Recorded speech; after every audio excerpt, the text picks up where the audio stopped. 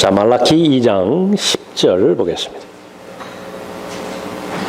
말라키 2장 10절부터 마지막 절까지 제사장들의 죄에 대해서 계속 언급하고 있는데, 특별히 그 유대인 아내들과 가족들을 배반한 죄입니다. 그 이방 여인들과 결혼한 죄를 말하는 것인데, 이것은 아주 무서운 죄예요. 하나님께서 제일 싫어하는 그 죄인 것인데, 이 타락한 그 인본주의의 속성, 그것은 아주 고집스럽게 이 부분을 계속 주장하고 있습니다.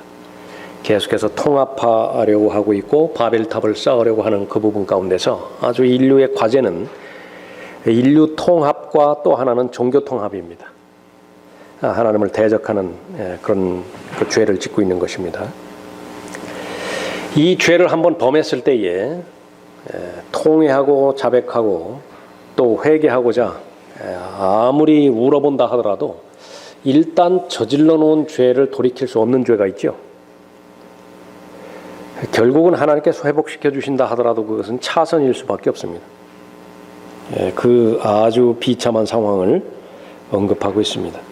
마땅히 이 죄에 대한 경고를 받아들이고 하나님께서 이 죄에 대해서 그 율법서부터 시작해서 역사서까지 계속해서 경고하고 있는데 계속 반복돼서 이 죄를 짓습니다. 이것이 이제 신약으로 넘어오면 바로 이 이혼 증서에 해당되어지는 것이 배교한 성경임을 이미 알고 있죠. 아주 고집스럽게 안 버리는 것입니다. 원래대로 들어오지 않는 것입니다. 그러면 왜 이렇게 하나님께서는 순결한 가족에 대해서 강조하고 계시는 것인가? 그것은 바로 씨 때문에 그렇습니다. 거룩한 씨. 결국은 예수 그리스도에 대한 예언이 성취되어야 되는데, 그 예수 그리스도는 유대 민족을 통해서 육체로 오시죠. 그것을 방해하기 위해서 사탄은 인류의 역사가 시작된 이후로부터 이 씨를 혼잡하게 하는 그 역사를 계속하는 것이에요. 믿지 않는 자들과 함께하지 말라라고 했던 그 부분 가운데 제일 첫 번째로는 그 결혼에 관련된 기준이죠. 그 수준이죠. 그 부분이 그 형성이 되어지지 않으면 그 다음부터는 너무나 어렵다. 그래서 그것을 왜 그런 것이냐면 아끼기 때문에 그렇죠. 보호해 줄 목적으로. 하나님께서는 비정상적인 결혼을 미워하시지만은요, 본문 말씀에 보면 이혼도 미워하세요. 남편과 아내 사이의 언약을 깨트리는 것이라고 말씀하셨죠. 또 그것은 인간과 하나님 사이의 언약을 깨트리는 결과이기 때문에 그렇습니다. 오늘 본문 말씀을 통해서 또 이것이 그리스도인의 삶 가운데서 그대로 적용될 텐데, 역사적인 교훈을 공부하는 것은 물론이고 또 실제적인 영적인 적용까지 잘 살펴보도록 하죠. 그런 배경에서 10절부터 17절까지 보겠습니다. 말라키 2장 10절입니다. 우리 모두가 한 아버지를 모시지 아니하였느냐? 한 분 하나님께서 우리를 창조하지 아니하셨느냐? 어찌하여 우리 각 사람이 자기 형제를 거스르고 우리 조상들의 언약을 모독함으로써 패역되이 행하느냐? 유다는 패역되이 행하였고 이스라엘과 예루살렘에서 가증한 짓을 행하였으니 이는 유다가 자기가 사랑했던 주의 거룩함을 모독하고 이방신의 딸과 혼인하였습니다. 주께서는 야곱의 장막들로부터 이것을 행하는 사람 곧 선생과 학자를 끊어버리시며 만군의 주께 제사를 드리는 자를 끊으시리라. 너희가 이것을 다시 행하였고 주의 제단을 눈물과 울음과 울부짖음으로 가렸으니 그가 그것을 더 이상 제물로 간주하지 아니하시며 너희 손에서 그것을 선의로 받지도 아니하시느니라. 오히려 너희가 말하기를 어찌된 일이니까 하니 이는 주께서 너와 내가 기만하여 행하였던 내 젊은 시절의 아내 사이에 증거하셨습니다. 그러나 그녀는 내 동반자요 내 언약의 아내니라.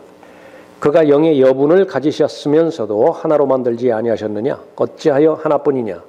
이는 그가 경건한 씨를 찾으려 하심이라.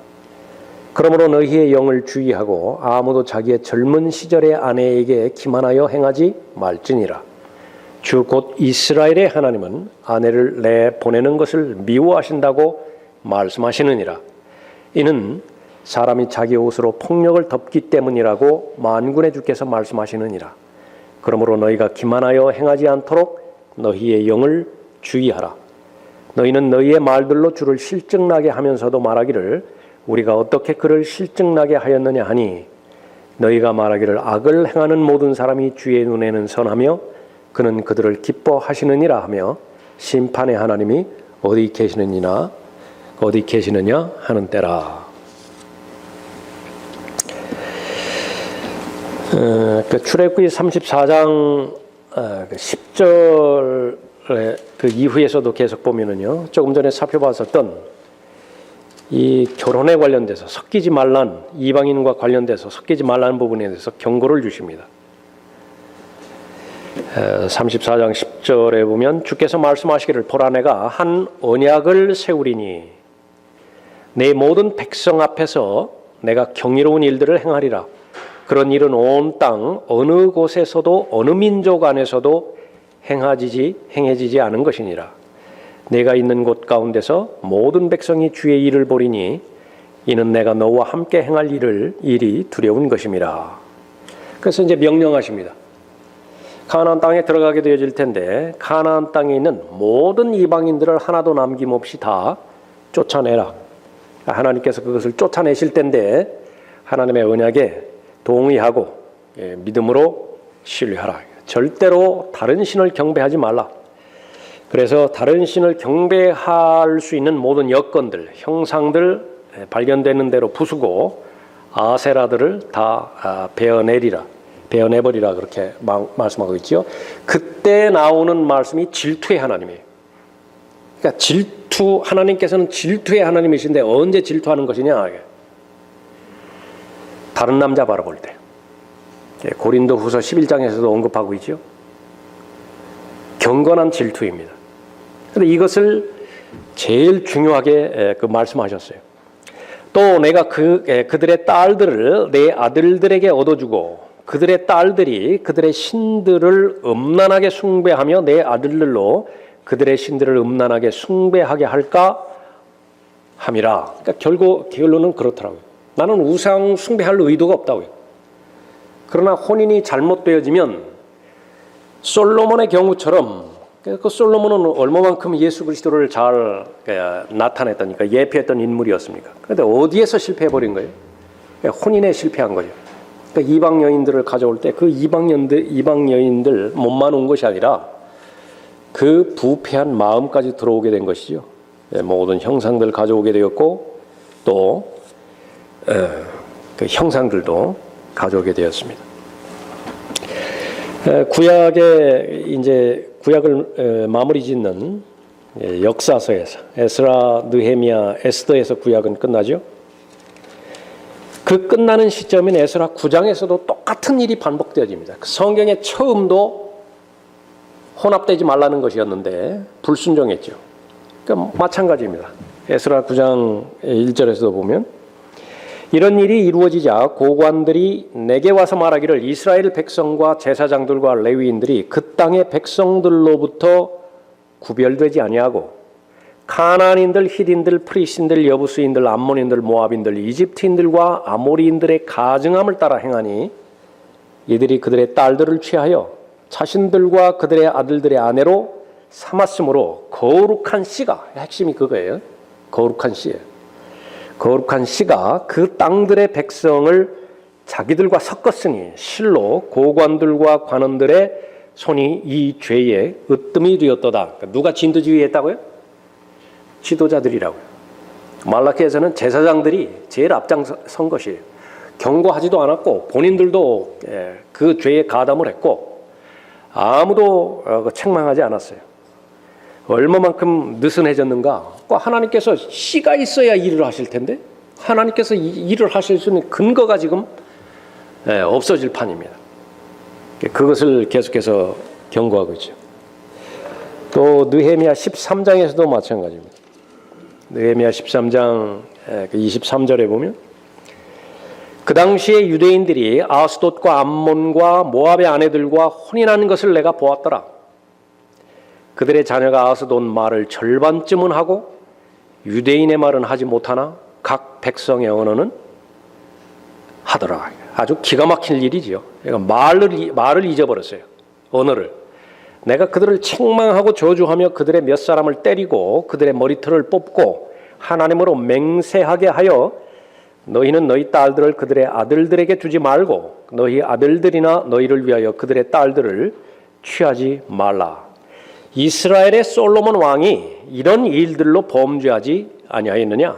많은 민족들 가운데서 그의 하나님의 사랑을 받은 그와 같은 왕이 없었으니 하나님께서 그를 왕으로 삼아 온 이스라엘을 다스리게 하셨느니라. 그러나 그조차도 이방 나라 여인들이 죄를 짓게 하였느니라.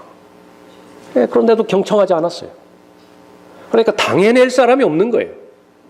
이 죄에 대해서 경각심을 갖지 않으면 당해낼 사람이 없는 것입니다. 그런 맥락에서 다시 구약의 마지막 책인 말라기에서도 똑같이 행해지고 있는 것입니다. 10절 이제 본문 그 교재에 나와 있죠. 교재 보시면 됩니다. 우리 모두가 한 아버지를 모시지 아니하였느냐? 한 분 하나님께서 우리를 창조하지 아니하셨느냐? 어찌하여 우리 각 사람이 자기 형제를 거스르고 우리 조상들의 언약을 모독함으로써 패역되이 행하느냐? 이것은 이제 하나님께서 유대인들을 조롱하고 있는 그런 그 말입니다. 이것은 하나님께서 선정하신 민족에 관련돼서 한 아버지 되심을 말하는 것이고요. 모든 사람의 아버지가 되신다라고 하는 말은 성경에는 절대로 기록되지 않았습니다. 모든 인류는 한 형제다. 그런 것도 성경에는 없습니다. 사람들이 그냥 상상 속에서 만들어낸 것이에요. 모두가 다 하나님을 대적하는 자유주의자들이 만든 사람들의 견해인 것입니다. 하나님께서는 분명하게 하나님의 능력으로 이 인류를 만드셨지만은요. 그러나 거기에 하나님의 말씀에 동의하지 못하는 모든 대상들은 분명하게 말합니다. 마귀의 자녀들이에요. 그리고 인류를 마귀의 자녀가 있고 하나님의 자녀가 있는 것이죠. 마태복음 23장 15절에서도 말씀하시죠. 이는 너희가 한 사람의 개종자를 얻으려고 바다와 육지를 두루 다니다가 얻고 나면 그를 너희보다 2배나 더 악한 지옥의 자식으로 만들기 때문이라. 너희 아비 마귀라고도 말하는 대상이 있고요. 아버지가 마귀예요. 또 지옥의 자식이라고 그렇게 만드는 사람이 있죠. 또 제일 마지막으로는 그 저주로 끝나는 대상도 있습니다. 마태복음 25장 41절에서 너희 저주받은 자들아 내게서 떠나 마귀와 그의 천사들을 위하여 준비한 영원한 불 속으로 들어가라. 모든 사람의 아버지가 하나님이시라고 한다면 이런 일을 행하실 리가 없죠. 또 모든 인류가 형제라고 한다고 한다면 그렇게 지옥에서 영혼을 보내게 될 사람이 없는 것이죠. 거기 요한복음 8장 39절 이후에 나오는 그 부분도 분명히 예수님께서도 사람을 둘로 나누시는 부분을 알 수 있습니다. 너희가 아브라함의 자손이었다면 아브라함의 일을 행하였으리라. 그러나 이제 너희는 하나님께로부터 들은 진리를 너희에게 말한 사람이 나를 죽이려고 하는도다. 아브라함은 이렇게 하지 않았도다 말씀하시죠. 그러면 하나님이 너희 아버지라고 한다면 그 증거는 무엇이냐 그러면 나를 사랑할 것이다. 그리스도 안에 있는 새로운 피조물이라고 본인이 생각한다고 한다면 거기에는 새로운 본성이 있게 되어지는 거죠. 태어났다고 한다면 그 태어난 아이가 사사나가 아니라 살아있다고 한다면 반드시 젖을 빨게 돼 있어요. 살아났는데 젖을 찾지 않는다 그러면 그건 죽은 아이라. 마찬가지로 하나님에 대한 사랑과 또 아버지를 알고자 하는 지식, 그것을 추구하게 되어 있는 거죠. 그것이 바로 사랑의 그 증거입니다. 예수님께서 스스로 말씀하셨어요. 하나님이 너희의 아버지라면 너희는 나를 사랑하리라. 이는 내가 하나님께로부터 나와서 여기에 왔으며 나 스스로 온 것이 아니요 그분이 나를 보내셨습니다. 어찌하여 너희는 내 말을 깨닫지 못하느냐? 그 이유가 뭐냐? 그것은 들을 수 있는 기능이 없어요. 들을 수 없기 때문에 그렇습니다. 하나님께로부터 나온 사람은 하나님의 말씀을 듣느니라. 너희는 하나님의 말씀을 듣지 아니하나니 이는 너희가 하나님으로부터 나오지 않음이라. 아주 그 절대 기준이 되어지는 것이죠. 내가 하나님의 사람인가? 하나님의 사람으로서 영적인 상태에 유지되어 있는 것인가? 그럼 난 기울어져요. 어디로 기울어집니까? 하나님 쪽으로 기울어진다. 그분의 말씀으로 기울어지고 그분의 뜻에 기울어지고 그분께서 원하시는 열매 쪽으로 기울어지는 것이죠. 그러면 건강한 것이. 11절에 유다는 패역되이 행하였고 이스라엘과 예루살렘에서 가증한 짓을 행했으니 이는 유다가 자기가 사랑했던 주의 거룩함을 모독하고 하나님을 모독한 적이 없다고 말하지만은 하나님께서 나를 모독했다 그렇게 인정하는 것은 언약을 모독했을 때 모독한 거예요. 언약에 순종하지 않고 언약을 무시하고 언약에 불순종했다고 한다면 그것은 하나님을 전혀 두려워하지 않는 것입니다. 유다는 그렇게 했어요. 그 결과 이방신의 딸과 혼인했습니다. 언급하고 있죠. 제일 먼저 제사장들이 패역되이 행했고 또 그를 따르는 백성들도 동일하게 자신을 합리화시켜야 될 거 아니겠어요? 수준을 낮췄다고 한다면 그 낮춘 수준을 합리화시켜야 된다고요. 그럼 왜곡시켜서 가르칠 수밖에 없어요. 그 죄를 저질렀던 것입니다. 그 가증한 죄, 그것은 유다가 자기가 사랑했던 주의 거룩함을 모독한 것이다. 아까 살펴봤었죠? 에스라 9장 또 느헤미야 13장에서 이방신의 딸과 혼인하였습니다. 인종통합, 종교통합입니다. 그 유대인들은 그 땅의 이방인들과 국제 결혼을 한 것이죠. 느헤미야 13장에서 솔로몬이 행했던 것을 한 예로 들었습니다. 그처럼 하나님의 사랑을 받은 사람이 어디 있느냐. 그럼에도 불구하고 그 하나님의 언약과 하나님의 계명을 무시한다고 한다면 그 죄로부터 자유로워질 수 있는 사람은 없는 것이죠. 혼인 자체가 두려운 것은 이어지는 결과를 얻을 수밖에 없기 때문에 그렇습니다. 우상 숭배예요. 거짓 신들을 숭배하게 되는 것이죠. 신약에서는 그것을 영적 간음이라 야고보서 4장 4절에서 언급하고 있죠. 너희 간음하는 남자들과 간음하는 여자들아 세상과 친구되는 것이 하나님과 원수되는 것임을 알지 못하느냐. 그러므로 누구든지 세상에 친구가 되고자 하는 자는 하나님의 원수가 되느니라. 하나님께서 참을 수 없는 것, 가장 참을 수 없는 것, 마음을 다해서 하나님을 사랑하지 않는 것이. 차선으로 하나님을 사랑하는 것, 그건 안 받아들이세요. 마음으로 다해서 하나님을 사랑해야 되는 것인데 그래야만 하나님께서는 그 사람을 가장 안전하게 지킬 수 있습니다. 보호할 수 있어요. 하나님께서 말씀을 하셨는데 그 수많은 과일 중에서요. 단 하나만 따먹어도 경고하신 그 한 가지 과일을 따먹었을 때 하나님께서는 지키실 수 없어요. 하나님께서는 복을 더 이상 주실 수 없습니다. 다 망쳐버리는 거예요. 그것이 바로 구약에서는 실제적으로 육체적인 결합이고요. 혼인이죠.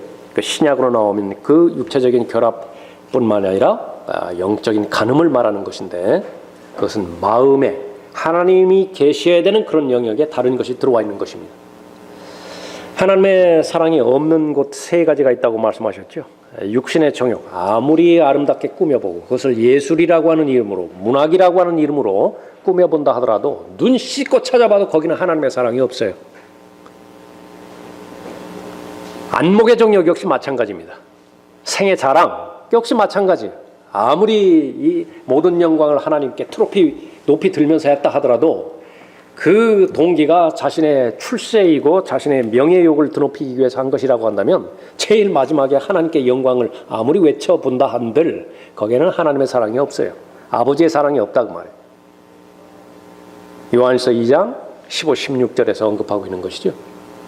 그렇기 때문에 하나님의 사랑이 없는 것을 하나님이라고 하는 이름으로 사랑한다고 그렇게 말했을 때는 그것보다 가증스러운 일이 없죠. 간음입니다. 영적 간음입니다. 세상은 하나님께서 규정하시기를 바로 반드시 거기서 구출해내야 되는 이집트와 같은 것이죠. 악한 현 세상이라 갈라디아서 1장 4절에서 언급되고 있습니다. 조금 전에 살펴봤던 것처럼 그 세상은 육신의 정욕과 안목의 정욕과 생의 자랑으로 이루어져 있죠. 구원받은 다음에 구원해 주셨다라고 하는 것은 그 악한 세상으로부터 빼내 주셨다고 말이죠. 그러니까 지옥의 형벌로부터 구원해 주시는 동시에 그것이 의미가 있기 위해서는 그 지옥으로 향하는 또 죄를 향해서 치닫고 있는 이 세상의 속성으로부터 구출해 주셨다라고 하는 것이 그 두 가지가 분리가 되지면 의미가 없어요. 그렇게 해서 구출해 주신 그리스도인에게 제일 먼저 요구하는 하나님의 명령이 세상과 일치하지 말라라고 하는 거예요. 에베소서 2장에서 구원받지 못한 거듭나지 못한 사람의 특징 가운데 하나는 이 세상의 풍조를 따르게 돼 있어요. 물은 위에서 아래로 흐르지요. 이 세상의 물은 위에서 아래로 흐른다고요. 그러니까 거스릴 수 없어요. 그러니까 지금까지 그렇게 흘러내려 왔다고요. 그러나 거기에 새로운 에너지를 외부로부터 주었죠. 그게 이제 거스를 힘이 있어요. 거스를 힘이 주어진 거예요. 그것이 바로 그리스도 안에 있는 새로운 피조물인데 예수 그리스도의 능력입니다. 예수 그리스도의 은혜로 말미암은 능력이죠. 그러니까 제일 먼저 요구하는 것은 거슬러 올라가라는 거죠. 세상의 풍조에 휩쓸리지 말고 거슬러 올라가라. 그러려면 세상과 일치하지 않겠다라고 하는 마음의 결심을, 마음의 의지를 하나님 앞에 드리는 것이 자연스럽게 하나님께서 마음에 변화시켜 주시죠. 그렇게 좋던 것이 싫다고요. 그 냄새가 지긋지긋하다고요. 그 그림만 본다 하더라도 아주 역겹다고요. 그런 마음의 변화를 허락해 주시고 그 다음에 이제 자라게 하시는 것입니다. 그것이 바로 세상과의 관계죠. 하나님의 말씀이 계속해서 선포되어지고 전달되어지는 데에도 열매 맺지 못하는 요인, 그것은 마가복음 4장 19절에 의하면 세상과 관련된 일들 때문에 그렇다는 거죠. 그래서 삶의 그 결정을 하는 데 있어서 우선순위가 바로 세워지지 않았다고 한다면 아무리 하나님 말씀 들어도 그냥 새는 바가지예요. 밑 빠진 독이에요. 그거는 그냥 그때뿐이에요. 그 갈증만 겨우 해결할지를 모르지만은 결국은 채워질 수가 없는 것이고 형성될 수가 없는 거죠. 이 세상 염려들과 재물의 속임수와 다른 일들에 대한 욕심이 들어와 말씀을 억눌러 열매를 맺지 못하는 자들이요. 싸울 때 말씀이 좀 이겨야 되는데, 말씀이 승리해야 되는데, 그럼 말씀에 힘을 실어줘야 될 거 아니겠어요? 그런데 말씀에 힘을 실어주지 못해요. 마음속으로 다가오는 염려와 걱정과 근심이 너무 크기 때문에 그렇습니다. 그것을 해결해야 되는 것이, 해결하기 위해서 그리스도인이 기도하는 것이죠. 말씀에 더욱더 자신을 비추는 것입니다.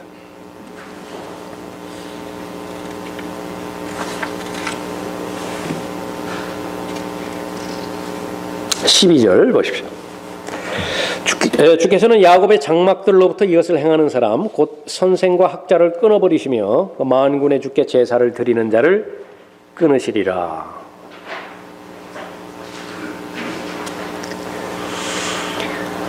요한일서 5장 16절에 보면 그 하나님께서는 죽이는 대상이 있어요. 죽이시는 대상이 있습니다. 그런데 그게 하나님 편에서 보면 하나님 편에서 은혜 베풀어 주시는 거예요. 그런데 성경의 경고는 그런 대상이 되지 말라는 것입니다. 하나님께서 경고를 주셨는데 계속해서 마귀처럼 산다. 계속 신호를 보냈어요. 알아차리지 못했을 때는 하나님께서 계속 자비 베풀어 주십니다. 무지하니까요. 그러니까 알아차렸어요. 그것도 확신합니다. 본인이 아주 결정을 해버려요. 무슨 결정을 하느냐. 세상과 나는 어떠한 일이 있다 하더라도 일치된다. 나는 어떠한 일이 있다 하더라도 마음의 변화만큼은 받지 않겠다. 작심을 해버리잖아요. 하나님께 죽이세요.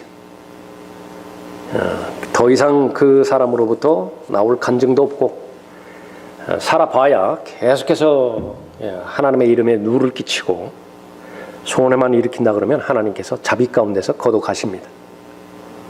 그것이 하나님의 사랑이에요. 사망에 이르는 죄입니다.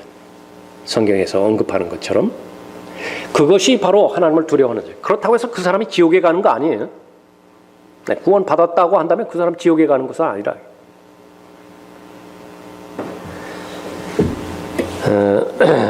주께서는 야곱의 장막들로부터 이것을 행하는 사람 곧 선생과 학자를 끊어버리시며 하나님의 이름을 모독한다든지 하나님의 언약을 모독한다든지 하나님의 거룩함을 모독한다면 하나님께서는 그들을 죽이시는 것입니다. 그것은 성경에 기록된 그런 내용들이죠. 제사장들 뿐만 아니라 일반 사람들에게도 그대로 해당되는 것이에요. 선생과 학자를 끊어버리면 어떻게 그 사회가 국가가 유지가 되겠습니까? 그 지혜가 없는 것인데 가장 비참하게 그렇게 되겠죠. 그래서 그리스도인에게도 마찬가지예요. 가장 두려운 일은 하나님의 말씀을 보아도 감흥이 없는 상태에 빠져드는 것입니다. 밥을 먹어도 입맛이 없는 상태가 얼마나 어렵겠어요. 병이 깊어가지고 영양분을 섭취하기는 섭취해야 되는데 너무 힘들어요. 거기다가 소화 기능까지 아주 떨어졌어요. 그 약물 주입밖에 없죠. 관을 통해서 약물을 주입하는 것이야. 너무 어려운 상태라. 그때까지 가지 말아야 돼요. 영적으로는. 하나님 앞에 기도를 드렸는데 본인이 회의가 와요. 이 기도를 하나님께서 들으시는 것인지, 그러니까 기도만큼 또 이렇게 측정이 안 되는 것도 없죠. 그러니까 스스로 포기해버린다고. 그것은 다 끊어버리시는 것입니다. 하나님께서. 그러니까 왜 하나님께서 그러한 영적인 은혜를 받을 길을 끊으셨는가? 그 원인을 우선적으로 파헤쳐야 돼요. 다른 거 하기 전에 다 스톱하고 도대체 무엇 때문에 나는 이 영적인 교제가 단절이 되었는가? 거기는 틀림없이 자백하지 않은 죄가 있다고요. 회개해야 되는 영역이 있다고요. 그러면 그 영역은 무엇인가? 복잡한 거 아니에요. 그러니까 하나님의 말씀으로 돌아갔을 때에 나는 그리스도 안에 있는 새로운 피조물이라고 명명해 주셨잖아요. 지금까지는 자기 뜻대로 자기 계획을 실현하기 위해서 자아 실현을 목표로 해서 살아왔다고 한다면 이제는 다 덮어버렸잖아요. 믿음의 창시자요 완성자이신 주 예수 그리스도를 바라보게 하고 그 길, 하나님께서 제시한 길을 걸어가는 것입니다. 확인이죠. 제일 1차 확인입니다. 나는 그 올바른 방향을 지금 가지고 있는 것인가? 그 방향을 걸어가기 위해서는 전제 조건이 있어요. 세상의 풍조에 휩쓸리면 안 돼요. 그것을 거스를 수 있는 힘을 하나님으로부터 받아야 되는데 그것은 자신의 몸을 하나님 앞에 바치는 헌신이 입증이 돼야 됩니다. 헌신이라고 하는 것은 사람에게 가장 중요한 것은 시간 사용이죠. 나는 시간 사용 제대로 하고 있는 것인가?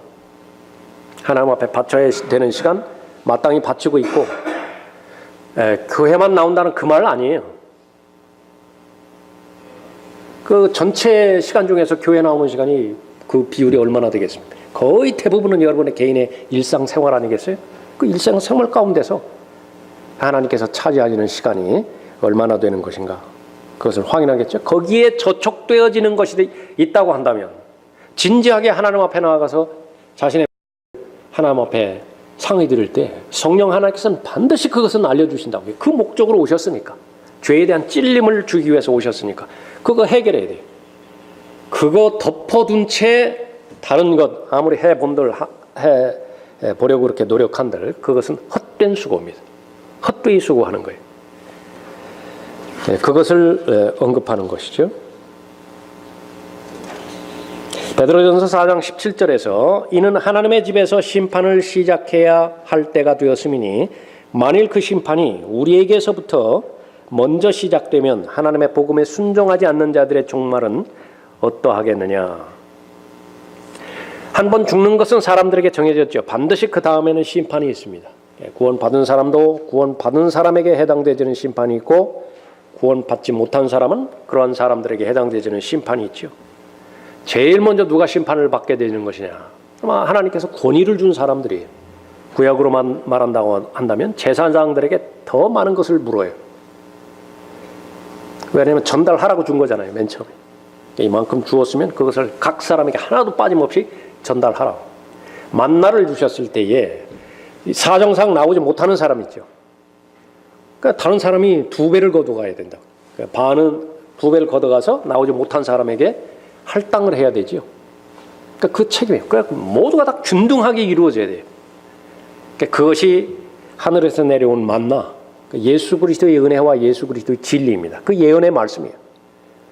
그래서 제사장도 하나님의 말씀에 대한 지식을 다 나눠주는 사람이듯이 목사와 교사 또 영적인 모든 지도자들 먼저 알게 된 사람들 책임이 있다고요. 그거 다 나눠주라는 거예요.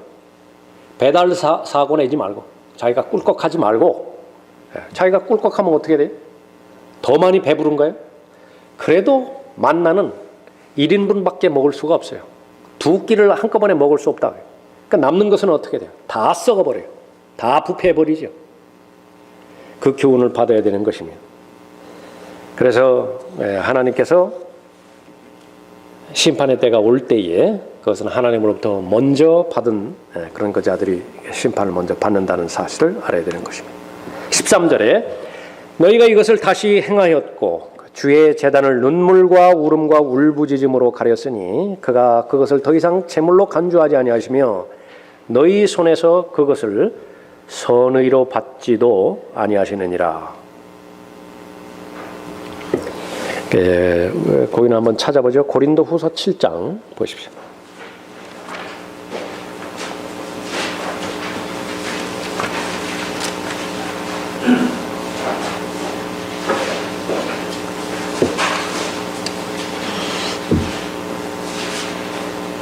절입니다. 하나님의 뜻대로 하는 슬픔은 구원을 위한 회개에 이르게 하므로 후회할 것이 없느니라. 그러나 세상의 슬픔은 사망에 이르느니라. 두 가지 다 슬퍼하는 거예요. 두 가지 다 후회하는 것이에요. 그러나 결과는 극과 극이지요. 하나는 회개에 합당한 열매를 맺는 것이고 하나는 그냥 사망이에요. 유다 이스카리옷, 베드로 똑같이 하나님 앞에 죄를 저질렀죠. 똑같이 예수 그리스도 부인했어요. 똑같이 슬퍼했고 똑같이 후회했습니다. 그러나 극과 극이에요. 그 결과는 무엇입니까? 진정한 회개의 뜻, 회개의 결과는 그 다음 절이죠. 11절 보세요. 보라 너희가 하나님의 뜻대로 슬퍼하였던 이것이 얼마나 간절하게 너희 안에서 역사하였으며 얼마나 정녕 얼마나 변명하게 하며 정녕 얼마나 분개하게 하며 정녕 얼마나 두려워하게 하며 정녕 얼마나 사모하게 하며 정녕 얼마나 열성을 내게 하며 정녕 얼마나 보복하게 하였는가. 모든 것으로 너희는 이 문제에 있어서 스스로 결백함을 증명하였느니라. 죄에 대해서는 철저하게 미워한다고요. 하나님 예수 그리스도 편에 서기 위해서 최선을 다하는 것이고 자신의 게으름과 무관심 이 부분에서는 철저하게 증오하고 부지런히 애써서 하나님의 말씀과 하나님의 은혜를 사모하는 것이에요. 그것이 무엇이라고요? 진정한 회개에 합당한 열매입니다. 그러니까 자백만 했다고 끝나는 것이 아니에요. 뉘우쳤다고 끝나는 것이 아닙니다. 얼마나 수없이 자백이라고 하는 이름으로 뉘우침이라고 하는 이름으로 본인의 마음만 달래주고 하나님과는 전혀 상관없어요. 그것이 바로 고린도후서 7장 10절 11절에서 언급하는 것입니다. 그렇다면 어떻게 해야 되는 것이냐? 하나님 중심으로 해야 돼요. 회개 자체도 자백 자체도. 내가 이 일을 저질름으로 인해서 얼마만큼 하나님께서 슬퍼하셨고 얼마만큼 하나님께서 실망하셨고 나한테 얼마만큼 하나님의 명예가 실추되었는가. 그 원인이 어디에 있었던 것인가. 원인을 계속해서 찾아가 봤더니 내 본질에 있는 거예요. 본질. 나는 과거에도 잘못된 사람이에요. 현재도 자랑할 만한 내세우는 것이 없어요. 앞으로도 변하지 않아요. 그것이 나 자신이에요. 그럼 가능성이 있는 것은 무엇이냐 그러면 외부로부터 하늘로부터 하나님의 은혜로 돕지 않는다고 한다면 하나님의 능력으로 돕지 않는다고 한다면 나는 불가능한 존재예요. 그것을 다시 한번 확인하는 것입니다. 그 진정성이 있기 위해서는 어떠한 일이 있다 하더라도 외부로부터 오는 도움과 능력을 붙들어야 되죠. 그것이 자기 부인이고 자기 십자가입니다. 그 위로부터 하나님께 주시는 은혜와 하나님의 능력을 붙잡기 위해서 내가 지금 틀켜지고 있는 무엇을 놓으라고 말씀하셨다고 한다면 그건 계산하면 안 돼요. 그건 주저하면 안 돼요. 그건 반드시 놔야 돼요. 즉각적으로.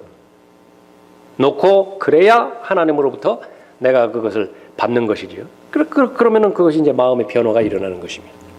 회개에 합당한 열매를 맺게 되는 것이죠. 자, 거기 교재에 있는 대로 발라함도 회개했죠. 민수기 22장에서. 사울도 회개했습니다. 사무엘상 15장에서. 유다 이스카리ot도 회개했어요. 마태복음 27장에서. 그러나 결과는 전혀 달라지지 않아요. 똑같아요. 계속 후회만 해요. 반복만 하는 것입니다. 어떠한 성령의 열매도 없어요. 행한 어떤 일에 대해 종교적으로 회개하는 것과 자신의 존재에 대해 복음적으로 회개하는 것에는 분명한 차이가 있다 그랬습니다. 자, 제사장들과 백성들에게 일어났던 일들은 에스라 9장과 느헤미야 13장에서 있었던 것처럼 하나는 이방 여인들과 결혼한 것이었고요. 그 결과이지만은 그 두 번째로는 그들의 신들을 숭배하는 것이었습니다. 결혼하기 위해서 지금 현재 결혼 관계를 파기시켜버린 죄예요. 세 번째죠. 이방 여인들과 결혼하기 위해서 유대인 여자들과 자기 아내들이죠. 이혼하는 것이었어요. 그런 이혼도 있었어요. 그런 그 이혼들도 얼마만큼 하나님께서 진노하시고 또 이스라엘 국가가 엉망이 됐겠습니까? 자, 그 다음 절부터는 다음 주에 계속하겠습니다.